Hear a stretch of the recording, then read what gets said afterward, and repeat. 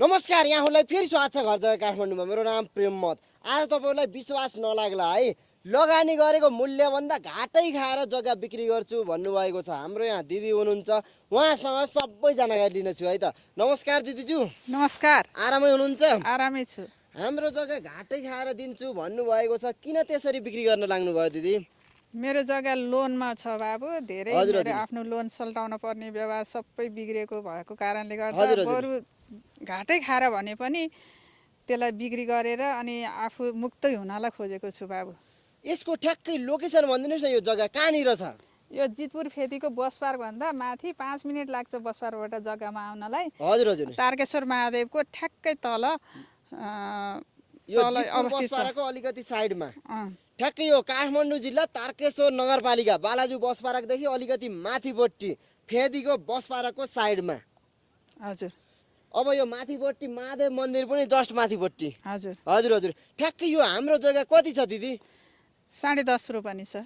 10.5 रोपनी। यहाँनिर कति छ, माथि कति छ त्यो पनि खुलाइदिनुहोस् न। 5 रोपनी छ। हजुर हजुर। माथि 5 रोपनी 8 आना छ। यहाँ 5 रोपनी, माथि 5 रोपनी 8 आना। अनि हाम्रो जग्गालाई बाटो टच कति फुटे छ? 20 फुटे छ। 20 फुटे टच जग्गामा नक्सामै काटेको बाटो। नक्सामै काटेको छ। अनि यसको मूल्य कति राख्नु भएको छ, कतिमा दिँदै हुनुहुन्छ हजुरले? यसको मूल्य राख्न त आफ्नो परेको त धेरै भइसकेको छ। त्यसबाट पनि मिलाएर आफ्नो जति परेको छ त्यतिमै दिँदा 7 मा राख्छु।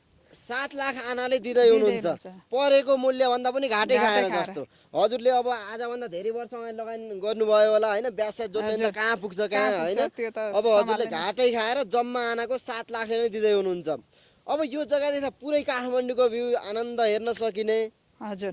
अनि यो जग्गा किनेर प्लोटिङ गर्छु भन्दा पनि मिल्यो, कृषि फर्म गर्छु भन्दा पनि मिल्यो, अरू केही व्यवसाय गर्छु भन्दा पनि मिल्यो, सबै कुराले सुविधा। यसमा कालिज फर्म गर्न नि मिल्ने, गुम्बा बनाउन नि मिल्ने। हजुर हजुर। अनि यहाँ पानीलाई के छ दिदी? पानीको स्रोत निकुञ्जकै माथि भित्रबाट पानी जति पानीको मूल छ पानी आउँछ है, वहाँ तल पुरै बस्तीहरु यही पानी तारकेश्वरमा सबै यही डिस्ट्रिब्युट वितरण भएको छ। हजुर हजुर। अनि यो फेदी बस पार्क त यही अगाडि देखिन्छ नि, लगभग 5 मिनेटमा पुगिन्छ बस पार्क। पुगिन्छ 5 मिनेटको दूरीमा है। हजुर। ल ठिक छ दिदी, राम्रो जानकारी राख्नुभयो। यो जग्गामा लगानी गर्नेलाई एकदमै फाइदा लिन सक्नुहुन्छ जल लगानी गर्नुहुन्छ।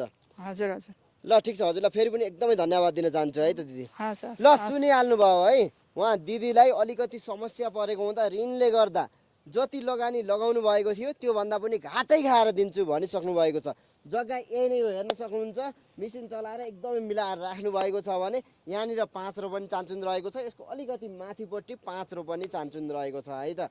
अब यो बाटो पनि सर र 20 फुटे बाटो, यो जग्गाको सँगै ठुलो प्लोटिङ भइसकेको छ भने घरहरू पनि बनिसकेको छ हैन।